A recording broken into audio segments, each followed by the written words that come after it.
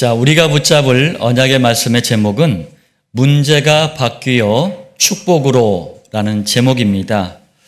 오늘 특송해 주신 우리 김미영 유사님, 임찬유 그루터기가 선곡을 아주 잘해 주셨어요. 오늘 제목도 내용과 너무 맞는 그런 특송이었습니다. 강단 말씀의 흐름을 타면 성령님의 인도가 다릅니다. 자, 우리 서론 말씀인데요. 첫 번째입니다. 오늘 제목을 정확하게 말하면 그리스도 안에 있으면 문제가 바뀌어 축복으로 변한다. 이런 말입니다. 그리스도 밖에 있는데 문제가 바뀌어 축복으로 변한다? 이걸요, 기복주의라 그래요. 신비주의라 그래요. 이게 종교입니다. 중요한 차이를 여러분 잘 구분하시길 바랍니다. 자, 구원받은 하나님의 자녀가 세상을 살아가다 보면 문제, 위기, 어려움 이런 것들이 올 수 있어요. 또 긴급한 일들을 만나기도 합니다. 첫 번째, 그런데 이런 문제들이 오면은 알 수 있는 게 있어요. 내가 복음이 아닌 다른 동기를 가지고 몰려다니는 무리인지 아니면 복음 때문에 움직이는 제자인지를 알 수 있습니다. 성경에 보면은 무리와 제자가 늘 등장을 해요. 그리고 그리스도와 그 말씀을 마음으로 정말 믿고 인도받고 있는 것인지 아니면 말로만 믿는다고 하는 것인지 알 수가 있어요. 문제, 위기, 어려움, 긴급한 일을 만나면 그 사람의 믿음의 그릇도 알 수 있습니다. 믿음의 색깔, 컬러도 알 수 있어요. 믿음의 그릇이 오직 복음인지 또 믿음의 색깔이 오직 그리스도인지 아니면 신비주의, 기복주의, 인본주의, 율법주의 이런 건지 알 수가 있는 거예요. 그러니까 문제를 만나봐야지만 내가 점검이 되는 거예요. 그래서 문제가 좋다고 얘기를 하는 겁니다. 또 문제들을 만나면 제일 먼저 그 사람이 가지고 있는 신앙의 체질이 나와요. 어쩔 수가 없어요. 다시 말하면 복음, 기도, 전도로 향하는 체질이 나올 수도 있고 아니면 염려, 근심, 걱정으로 향하는 체질이 나올 수가 있어요. 우리 자신을 두고 한번 점검해 보시길 바랍니다. 두 번째예요. 교회 역사를 보면 문제를 가장 많이 만난 교회가 초대교회였어요. 안팎으로 문제, 위기, 어려움, 긴급한 일 너무나 많았어요. 그런데 초대교회와 성도들은 늘 성경적인 해결의 축복을 누렸습니다. 우리가 이거 누려야 돼요. 자, 무슨 말인가요? 마가 요한의 다락방, 2층을 다락방이라고 하는데 여기서 모여서 예배를 드렸는데 초대교회에 가지 말라고 금종령을 내렸어요. 아니, 발을 묶어버린 거야. 금종령이 내려졌는데도 초대교회에 갔다? 그러면 잡히는 즉시 감옥에 가요. 감옥에 갔다 이제 좀 나왔는데 또 갔다? 그럼 사형이에요. 굉장히 무서운 거예요. 그리고 이스라엘 사회로부터 왕따, 이건 기본으로 당하는 거예요. 그런데 초대교회 성도들은 어떻게 했느냐? 일단은 배경이 없었어요. 누구 좀 잘 나가는 사람들도 없었어. 제일 좋은 걸 했어요. 감사했습니다. 기도했어요. 성령님의 인도를 받았어요. 응답을 찾아냈어요. 이걸 한마디로 성경적인 해결을 받다라는 거예요. 자, 좀 더 구체적으로 말씀드리면 전 지역에 흩어져서 현장 중심으로, 가정 중심으로 파고 들어갔어요. 그래서 성령님이 예비하신, 미리 준비하신 고넬료, 다비다, 시몬, 애니야, 디모데, 루디아, 야손, 브리스길라, 아굴라 이런 제자들을 찾아냈어요. 그리고 속국이 됐잖아요. 다른 나라한테 나라를 빼앗겼잖아요. 이스라엘이. 이 이스라엘을 보면서 한탄하고 절망한 게 아니고 이스라엘을 지배하고 있는 로마를 향해서 전도와 선교의 문을 여는 로마 복음화를 위한 도전을 한 거예요. 근데 여러분, 너무 이상하지 않아요? 아니, 문제 해결은 안 하고 전도와 선교만 하다니요. 우리의 상식, 우리의 경험, 이거하고 안 맞잖아요. 전도의 지휘관이신 성령께서는 전도와 선교의 방향을 맞춘 초대교회 그리고 성도들을 위해서 와 있는 문제가요, 필요하다면 없애기도 하셨고 또 문제들을 막기도 하셨고 전도와 선교의 유익한 방향으로 이끌어 주셨어요. 성령께서 일하시면 어떤 것도 문제가 되지 않는 줄 믿으시길 바랍니다. 제가 좀 말귀를 알아듣는 성도님들에게는 이런 말씀을 드려요. 개인의 문제, 가정의 문제, 자녀의 문제, 건강의 문제, 경제의 문제가 있냐? 복음과 전도의 비밀을 누려라.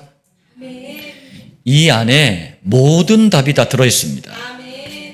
세 번째, 자, 21세기를 살아가는 구원받은 성도, 우리에게도 올 수 있는 문제, 위기, 어려움, 긴급한 일들을 어떻게 해결을 해야 됩니까? 이런 문제들 속에는 반드시 하나님의 계획이 들어있어요. 여러분이 성도가 맞다면 반드시 하나님의 계획이 들어있습니다. 그렇기 때문에 모든 성도는 강단 말씀을 중심으로 성령님의 인도 속에서 하나님의 계획을 찾아내야 돼요. 그리고 찾아낸 하나님의 계획을 나에게 주신 기도 제목으로 붙잡고 내가 살아가는 인생의 목적, 살아가는 목적으로 붙잡으면 그때부터 하나님의 역사는 시작됩니다.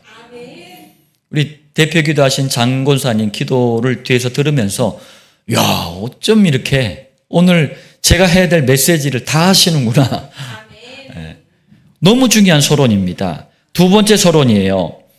오늘 본문은 헤롯 왕의 신하, 정확하게 누구냐면 헤롯 안티바라는, 헤롯이 이제 대대로 가문이 왕을 해먹었거든요. 그래서 헤롯 안티바라는 왕이에요. 이 왕의 신하인데 아들이 있었대요. 근데 헬라어를 보면 정관사가 붙었거든요. 이게 무슨 얘기냐면 외아들이라는 얘기예요. 이거 딱 죽으면 끝이야. 외아들이에요. 근데 병들어 죽게 되는 큰 문제가 찾아온 거예요. 첫 번째, 그런데 예수님이 갈릴리로 오셨다는 소식을 듣고 왕의 신하가 예수님께 나왔어요.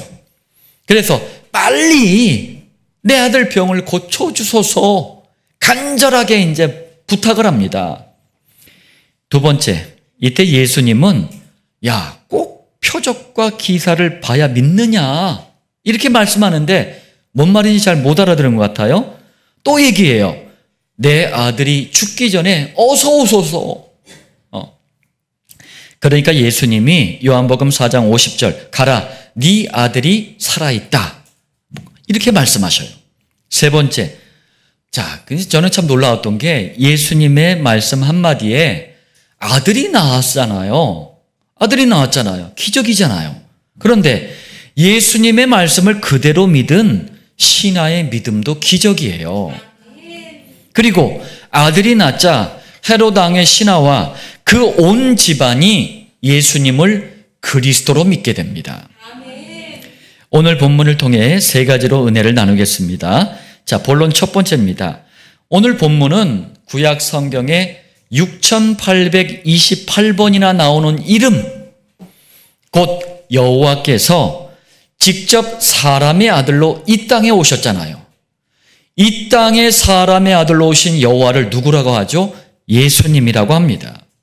이걸 보여주고 있는 거예요. 예수님이 이 땅에 사람으로 오신 여호와다, 이걸 보여주는 게 오늘 본문이에요. 그럼 왜 예수님을 여호와라고 하죠?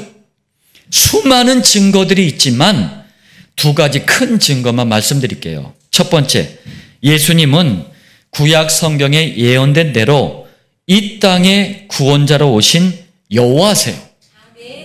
자, 이게 무슨 말이냐면 예수님은 사람들을 지금도 붙잡고 있어요. 이게 창세기 1장 2절 혼돈, 공허, 흑암, 자꾸 헷갈리는 거예요. 마음이 텅 빈 거예요. 캄캄한 거예요.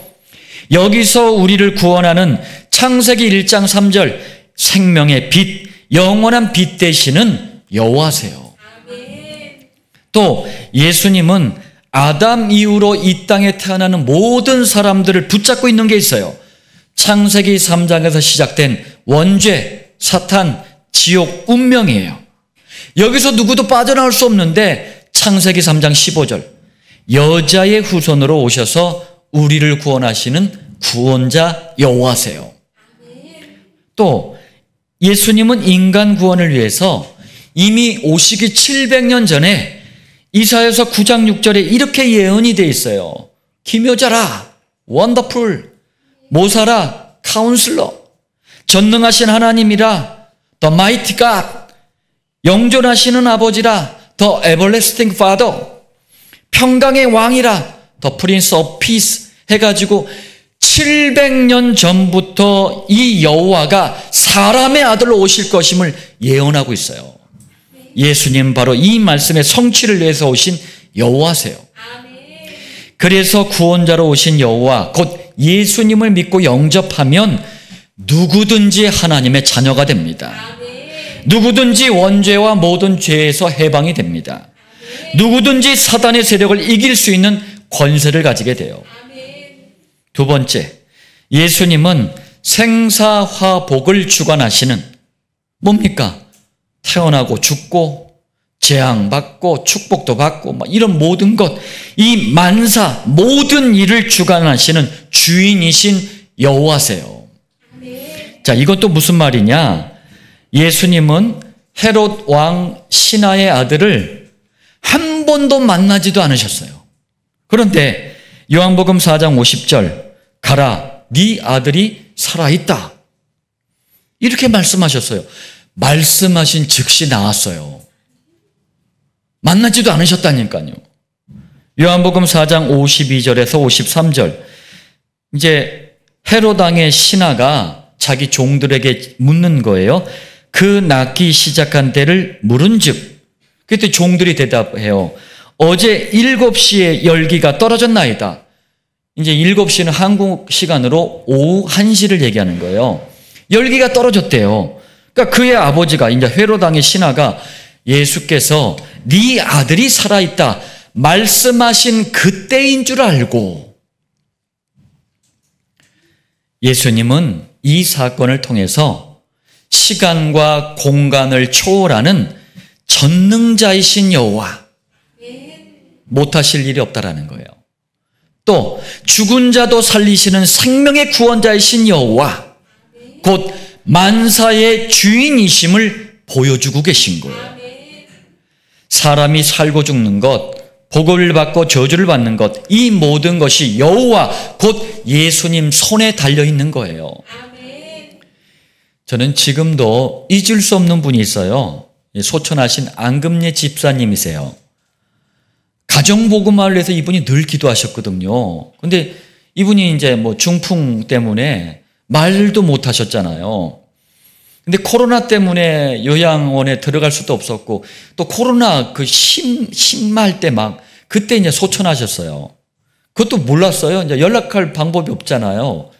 근데 감사하게도 며느님이 저희 주보를 보고 천국 환송 예배를 요청하셔가지고 저희가 가서 이제 예배를 드리고, 집사님이 살아있을 때 그토록 소원하셨던 가정 복음화가 그때 이루어졌어요. 모든 일이 예수님 손에 달려 있는 거예요. 자, 본론 두 번째입니다. 헤롯 왕의 신하의 아들을 예수님이 고쳐주셨잖아요. 이걸 표적 또는 기사라 그래요. 그럼 여러분, 이렇게 하신 진짜 목적이 뭘까요? 첫 번째입니다. 먼저 표적과 기사란 단어의 의미부터 여러분들이 이해를 하셔야 돼요. 사람들은 표적과 기사 이러면 그냥 깜짝 놀랄 일, 이벤트, 서프라이즈 이런 정도로만 생각을 해요. 여기에는 중요한 의미가 들어있어요. 표적부터 보겠습니다. 영어로는 사인이라고 그래요. 헬라어로 세메이온. 이게 뭐냐면 기적이란 의미예요. 자, 예수님이 행하신 기적 속에는, 이 표적 속에는 중요한 의미와 진리가 들어있어요. 그래서 그걸 강조할 때는 표적이라는 단어를 쓰는 거예요. 중요한 의미와 진리가 들어있다. 이럴 때는 표적이라는 단어를 써요. 예를 들면 예수님이 십자가에 못 박혀 죽으시고 3일 만에 부활하신 것은 뭐라 그래요? 표적이라 그래요. 왜요? 예수님이 십자가에 죽으시고 부활하심으로 그리스도의 일이 완성됐기 때문에 이 굉장한 축복이잖아요. 그래서 표적이란 단어를 쓰는 거예요. 다시 말하면 십자가를 지고 죽으셨다는 것은 뭡니까? 우리 성도가 짊어져야 될 원죄사단 지옥 운명의 짐을 대신 짊어지고 십자가에 희생을 당하신 거예요. 우리가 지불해야 될 창세기 3장의 대가를, 우리가 치러야 될 창세기 3장의 대가를 싹 다 지불하신 거예요. 엄청난 의미와 진리가 들어있어요. 그래서 표적이에요. 또 3일 만에 부활하셨다는 것은 그리스도께서 원죄사단 지옥 운명을 이기고 부활하신 것처럼 우리도 창세기 3장 문제를 이기고 사망을 이기고 그리스도 안에서 영원한 생명을 얻는다는 의미와 진리가 들어있는 거예요. 그래서 그리스도의 십자가와 부활은 표적이에요. 또 기사라는 이 단어는요, 영어로 원더스예요. 헬라어로 테라타 이렇게 얘기합니다. 놀라운 일, 이런 의미예요. 자, 이거는 언제 쓰냐면은 인간의 능력으로 할 수 없는 일, 곧 여호와의 능력으로 어떠한 일이 벌어졌을 때 기사라는 단어를 써요. 그런데 여러분 꼭 명심해야 될 게 있어요. 예수님께로부터 나타난 기사는 전부 전도를 위한 도구, 그리스도를 설명하기 위한 도구로 사용하는 거예요. 다른 목적이 없어요. 그래서 제가 얘기하는 거예요. 표적과 기사의 목적이 뭐냐? 제가 아는 어떤 검사님, 여동생이 있었는데, 이 여동생 결혼을 했는데 시간이 지나도 임신이 안 되는 거예요. 병원에 가고 오만 가지 약을 쓰고 막 방법을 동원해도 임신이 안 됐어요. 저한테 이제 복음을 들으면서 이 자매님이요, 스펀지가 물을 빨아들이듯이 복음을 너무 간절한 마음으로 받더라고요. 한 달 만에 임신이 됐어. 그러니까 가족도 너무 기뻐하고 저도 놀랐거든요. 왜 이렇게 하셨을까요? 왜 굳이 전도자에게 그 시간표를 맞춰주셨을까요? 자그마치 10년 동안 아이가 없었는데 왜 저를 만나고 나서 그걸 맞춰주셨을까요? 전도하라고, 그리스도 말하라고. 두 번째입니다. 예수님의 3년 6개월 공생애 동안, 공생애는 그리스도의 일을 완성하기 위한 이 땅에서의 여정, 그걸 공생이라 그래요. 공생애 동안 행하신 모든 표적과 기사는 전부 한 가지 목적 때문에 하신 거예요. 그것은 많은 사람에게 예수님을 그리스도로 믿게 해서 영원한 생명, 영생을 얻도록 하시기 위함이에요. 다시 말하면 병으로 죽어가는 헤로드 왕의 아들을 치유하신 것은 병 낫게 해주려고 한 게 아니에요. 물론 병을 낫게 하는 목적도 있지만 왕의 신하뿐만 아니라 온 가족이 예수님을 믿고 영원한 생명을 얻게 하는 게 목적이었어요. 그래서 요한복음 4장 53절 뭐라고 하십니까? 자기와 헤로드 왕의 신하예요. 그 온 집안이 다 믿으니라. 또 고린도전서 12장, 14장 이 두 개 장에 보면은 다양한 은사가 나와요. 은사라는 게 뭐냐면 하나님이 성도에게 주시는 선물을 은사라 그래요. 대표적인 게 예언의 은사. 이건 뭐죠? 복음을 잘 전하는 전도자의 은사예요. 또 방언의 은사. 이건 뭐죠? 외국말로, 영어로, 중국어로 외국말로 복음을 전하는 은사예요. 이런 여러 가지 은사가 나와 있어요. 그런데 이 은사의 모든 목적이 뭐라고요? 예수님을 그리스도로 믿게 해서 영원한 생명을 얻게 하는 게 목적이에요. 백 집사님이 이게 시틈만 나면 자꾸 저한테 뭘 사주려고 그래요. 그게 너무 감사하기도 한데, 그날도 이제 예배 마치고 같이 이제 귀가식 저녁을 같이 먹으러 저희 집 앞에 있는 식당에 들어갔어요. 식사 후에 이분에게도 이제 막 복음을 전하는 너무 좋은 시간이 있었거든요. 그 식당이 나름 이 손님이 많은 식당인데 그날따라 한 분도 안 오는 거예요. 저희와 이제 대화가 다 끝날 때까지. 그날 1시간을 갖다 대화했는데 한 분도 안 오는 거예요. 그러면서 이제 복음을 전할 수 있는 또 다음에 이렇게 복음과 함께 할 수 있는 시간을 예약도 하고 너무 좋은 시간이었는데 그분이 그러더라고요. 앞에 교회 하나가 있는데 여자 목사예요. 맨날 방언으로 그 귀신이 주는 말들 있잖아요. 랄랄랄랄 하면서 쎄쎄쎄 하면서 가끔 다 기합도 넣어. 호호 하면서 막 기합도 넣고 막 그래. 아, 저게 이상하다는 거예요. 예. 그런 말이 아니에요. 외국말로 복음을 전하는 건데 여하튼 이 모든 은사의 목적을 잘 알아야 돼요. 안타까운 것은 그때나 지금이나 많은 사람이 표적과 기사의 목적을 몰라요. 그러니까 단순히 드러나는 육신적인 것만 자꾸 중요하게 생각을 하는 거예요. 그러니까 사기치는 이단 사이비에게 자꾸 잡히는 거예요. 예수님이 내 이빨을 금리빨로 만들었대. 그거 뭐 하려고? 금리빨로 먹으면, 왜냐면 잘 씹지도 못해요. 뭐 하려고? 그게 무슨 상관이야? 예수 믿는 거하고.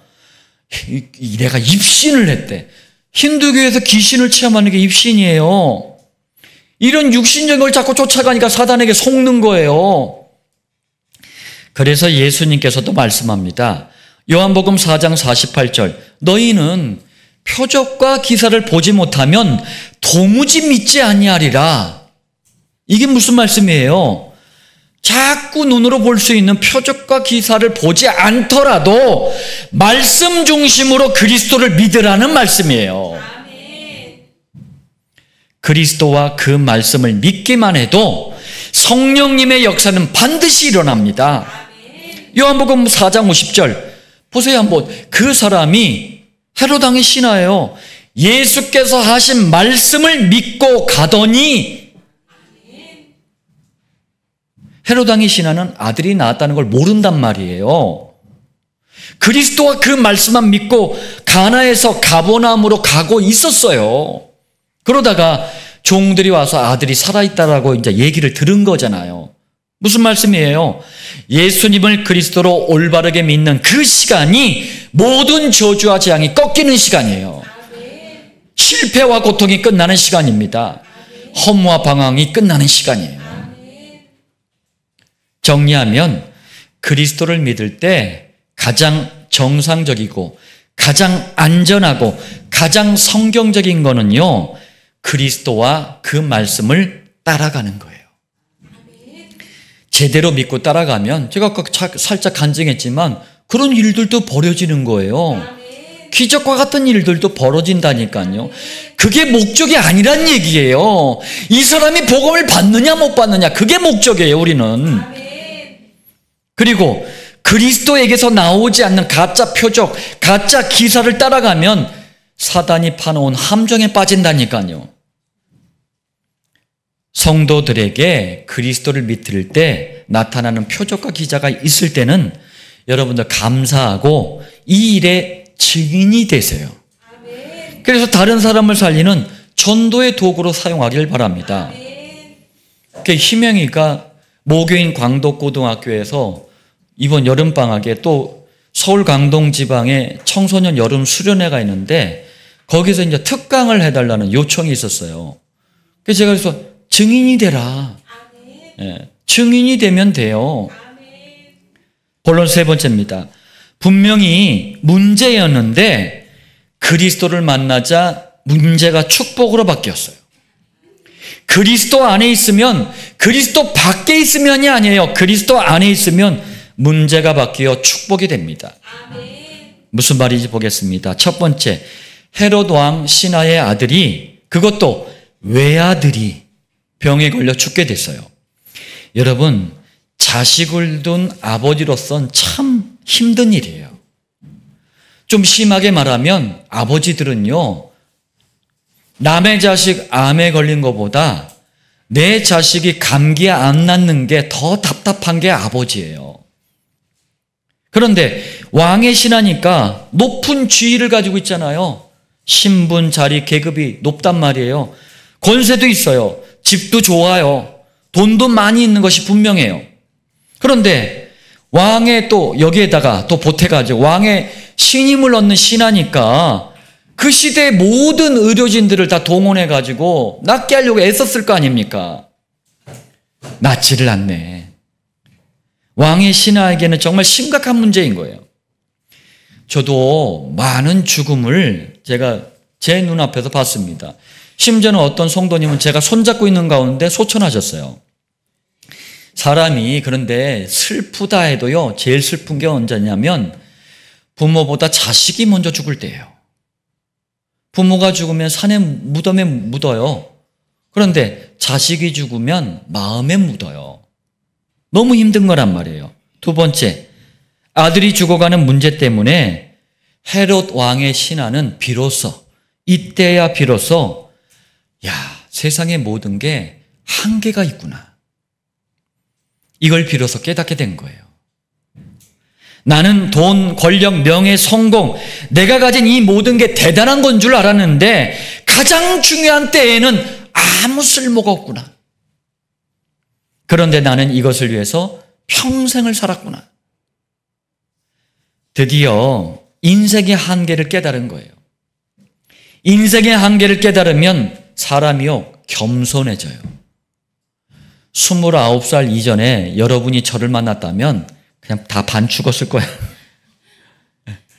그냥 교만 덩어리였어요, 제가. 나 혼자 잘났어 이러고 돌아다녔어요. 29살 이후로 예수님을 그리스도로 만난 이후로 제가 비교적 정말 겸손한 사람이 됐어요. 사람은 문제를 만나야 정말 사람이 돼요. 이 말을 아시겠나이까? 모든 일이 잘 되면 교만해져요. 그래서 세 번째예요. 문제를 만나서 문제 때문에 헤롯 왕의 신하는 만왕의 왕이신 그리스도께 나오게 됐어요. 그리고 문제가 바뀌어 참된 축복을 누리게 됩니다. 우리 교회를 섬기고 있는 우리 두 전도사님 참 잘난 분들이에요. 이분들이 좀 살짝 교만해도 돼. 우리 한 분은 세무사 사무실 팀장 출신이잖아요. 또 한 분은 유명한 병원 또 실력 있는 간호사셨고, 이 두 분도 문제 때문에 그리스도를 만난 거예요. 문제 때문에 그리스도를 만났는데 문제가 바뀌어서 참된 축복을 누린 겁니다. 또 화성에 어떤 한 분도 있어요. 이분은 오자마자 문제를 한 트럭 가지고 와가지고 시게 얘기하더라고. 막 세게 얘기하더라고. 문제 해결해달라고. 그래서 그리스도를 만난 거예요. 그리스도 때문에 문제가 바뀌어서 참된 축복을 누린 증인들입니다. 정말 감사해야 되는 거예요. 네 번째입니다. 요한복음 4장 53절, 자기와 그 온 집안이 다 믿으니라. 헤롯 왕의 신하뿐만 아니라 이 잘난 집안도 여러분 문제를 만나지 않았다면 절대로 그리스도께 나오지 않을 집안이에요. 그런데 문제를 만나니까 온 집안이 구원을 얻게 되는 축복을 받게 된 겁니다. 우리도 문제 때문에 그리스도의 비밀을 발견, 고백, 체험, 누림, 증거하게 된 거예요. 문제 때문에 기도 응답의 맛을 보게 된 겁니다. 그리스도 안에 있으면 문제는 축복으로 바뀝니다. 자, 결론입니다. 그리스도의 사람 야고보가 이렇게 말씀합니다. 야고보서 1장 2절, 너희가 여러 가지 시험을, 여기서 시험은 하나님께서 성도에게 주시는 문제, 곧 테스트를 말하는 거예요. 당하거든 어떻게 하래요? 온전히 기쁘게 여기라. 그래서 문제는 좋은 거라고 제가 얘기를 하는 거예요. 왜요? 구원받은 성도에게 오는 문제는 그리스도 안에 있으면 문제가 축복으로 바뀌기 때문에 그래요. 이것을 늘 체험하면서 이 일의 증인될 수 있도록 세 가지에 집중하길 바랍니다. 첫 번째, 그리스도가 선포되는 강단 말씀에 집중하세요. 왜요? 그리스도만이 모든 문제의 해결자이십니다. 두 번째, 그렇다면 문제를 붙잡고 기도하지 마세요. 이 말씀을 잘 들으시길 바랍니다. 문제를 붙잡고 기도하지 말고 그리스도를 붙잡고 기도하세요. 왜요? 그리스도가 모든 문제의 해결자라는 이 사실을 체험할 수 있는 기회이기 때문에 그래요. 저는 이렇게 생각합니다. 저도 이제 이런 페이퍼에다가 강단 메시지를 이제 프린트해가지고 말씀을 전하는데 따로 강단 노트가 저도 있잖아요. 성도님들 보셨잖아요. 저는 이제 한 2장, 장수로 2장, 요만해요. 조그만데 요거 한 2장이면 강단 메시지가 다 들어가요. 왜냐하면 내용을 다 기억하고 있기 때문에 간단하게 적거든요. 그런데 이 2장이 한 주간의 모든 해답, 응답, 메시지, 치유, 능력, 축복, 갱신, 회복 막 등등등 셀 수 없는 많은 축복이 이 안에 다 들어있는 거 있죠. 이 행복한 기도 시간을 정식기도라 그래요. 세 번째입니다. 그리스도 때문에 문제가 바뀌어 축복이 된 증거를 가지고 지역에서 하는 일을 통해서 만남을 통해서 증인이 되는 것을 목장이라 그래요. 백집사님하고 식당에서 첫 시작이 뭐냐면 알코올 중독 얘기하다 그랬어요. 그러니까 술도 세게 한번 마셔야 된다니까. 그 증인이 된다니까. 본인 그걸 듣는 본인도 그 가정도 알코올 중독 문제가 심각했더라고요. 그러니까 증인이 되잖아요. 자, 오늘 문제가 바뀌어 축복으로 그리스도 안에 있는 여러분들에게 성취되는 언약의 말씀 되시길 살아계신 주 예수님의 이름으로 축복합니다.